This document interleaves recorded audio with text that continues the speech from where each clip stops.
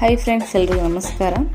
ನೋಡಿ, ಜಿಲ್ಲಾ ಸಹಕಾರ ಕೇಂದ್ರ ಬ್ಯಾಂಕ್ ನಿಯಮಿತ ಬೀದರ್ ಇವರ ಕಡೆಯಿಂದ ಒಂದು ರಿಕ್ವೈರ್ಮೆಂಟನ್ನು ಹೊರಡಿಸಿದ್ದು, ಇದು ಮುಖ್ಯ ಪ್ರಧಾನ ವ್ಯವಸ್ಥಾಪಕರು ಚೀಫ್ ಜನರಲ್ ಮ್ಯಾನೇಜರ್ಗೆ ಹುದ್ದೆಗೆ ಸಂಬಂಧಪಟ್ಟಂತೆ ಇಲ್ಲಿ ಒಂದು ವೇಕೆನ್ಸಿ ಮೇಲೆ ಕಾಲ್ಫರ್ ಮಾಡಿದ್ದು, ಇಲ್ಲಿ ನೀವು ಅಭ್ಯರ್ಥಿಗಳು ಅರ್ಜಿಗಳನ್ನು ಇಮೇಲ್ ಮುಖಾಂತರ ಅಥವಾ ಅಂಚೆ ಕಚೇರಿಗಳ ಮೂಲಕ ಅಥವಾ ಖುದ್ದಾಗಿ ನೀವೇ ಅರ್ಜಿಯನ್ನು ಸಲ್ಲಿಸಬಹುದು. ನಂತರ ಅರ್ಹತಾ ಮಾನದಂಡಗಳ ನೋಡೋದಾದರೆ, ಕನಿಷ್ಠ 10 ರಿಂದ 15 ವರ್ಷಗಳ ಬ್ಯಾಂಕಿಂಗ್ ಅಥವಾ ಹಣಕಾಸು ಅಥವಾ ನಿರ್ವಹಣಾ ಕ್ಷೇತ್ರದಲ್ಲಿ ಅನುಭವವನ್ನು ಹೊಂದಿರಬೇಕು. ವಯಸ್ಸು 65ಕ್ಕಿಂತ ಕಡಿಮೆ ಇರಬೇಕು. ಮಾನ್ಯತೆ ಪಡೆದಿರುವ ಯಾವುದೇ ವಿಶ್ವವಿದ್ಯಾನಿಲಯದಿಂದ ಅರ್ಥಶಾಸ್ತ್ರ, ಹಣಕಾಸು ಅಥವಾ ಸಂಬಂಧಿತ ಕ್ಷೇತ್ರದಲ್ಲಿ ಸ್ನಾತಕೋತ್ತರ ಪದವಿ ಅಥವಾ PG ಮಾಸ್ಟರ್ಸ್ ಅಂದರೆ MCOM, MBA, ME ಅರ್ಥಶಾಸ್ತ್ರ ನೀವು ಹೊಂದಿರಬೇಕಾಗುತ್ತದೆ. ನಂತರ ವೇತನವನ್ನು ನೋಡೋದಾದರೆ, ಅರ್ಹತೆ ಮತ್ತು ಅನುಭವ ಆಧಾರದ ಮೇಲೆ ಆಕರ್ಷಕ ವೇತನವನ್ನು ನಿಮಗೆ ನೀಡಲಾಗುತ್ತೆ. ವಸತಿ ವ್ಯವಸ್ಥೆ ಕೇಂದ್ರ ಕಚೇರಿಯಲ್ಲಿ ಲಭ್ಯ ಇರುತ್ತೆ. ಅರ್ಜಿ ಸಲ್ಲಿಸುವ ವಿಧಾನವನ್ನು ನೋಡೋದಾದರೆ, ಅಭ್ಯರ್ಥಿಗಳು ತಮ್ಮ ಶೈಕ್ಷಣಿಕ ಪ್ರಮಾಣ ಪತ್ರಗಳು, ಅನುಭವ ಪ್ರಮಾಣ ಪತ್ರಗಳು ಮತ್ತು ಇತರ ಅಗತ್ಯ ದಾಖಲೆಗಳೊಂದಿಗೆ ತಮ್ಮ ಅರ್ಜಿಯನ್ನು PDF ಸ್ವರೂಪದಲ್ಲಿ ಇಮೇಲ್ ಮುಖಾಂತರ ಅಥವಾ ಅಂಚೆ ಮುಖಾಂತರ ಅಥವಾ ಖುದ್ದಾಗಿ ನೀವೇ ಹೋಗಿ ಸಲ್ಲಿಸಬಹುದು.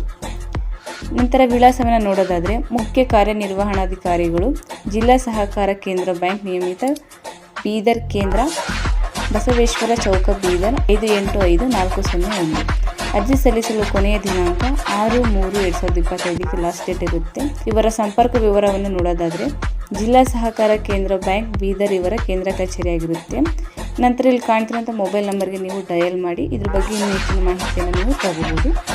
ನಂತರ ಶುಲ್ಕಕ್ಕೆ ಸಂಬಂಧಪಟ್ಟಂತೆ ನೋಡೋದಾದರೆ, ಸಾಮಾನ್ಯ ಹಾಗೂ ಪ್ರವರ್ಗ 2A, 2B, 3A, 3B ಅಭ್ಯರ್ಥಿಗಳಿಗೆ 2000 ರು ಅಷ್ಟು ಫೀಸ್ ಇರುತ್ತೆ. ನಂತರ ಪರಿಶಿಷ್ಟ ಜಾತಿ, ಪರಿಶಿಷ್ಟ ಪಂಗಡ, ಪ್ರವರ್ಗ 1 ಮತ್ತು ಅಂಗವಿಕಲ ಹಾಗೂ ಮಾಜಿ ಸೈನಿಕ ಅಭ್ಯರ್ಥಿಗಳಿಗೆ 1000 ರು ಅಷ್ಟರಲ್ಲಿ ಫೀಸ್ ಇರುತ್ತೆ. ಓಕೆ.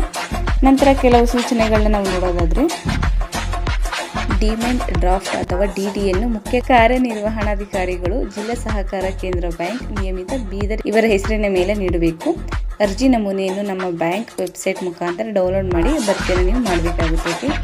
ನಂತರ ನೇಮಕಾತಿ ವಿಧಾನವನ್ನು ನೋಡೋದಾದರೆ, ಅರ್ಜಿ ಸಲ್ಲಿಸಿದ ಅರ್ಹ ಅಭ್ಯರ್ಥಿಗಳನ್ನು ಸಂದರ್ಶನಕ್ಕೆ ಕರೆಯಲಾಗುತ್ತದೆ.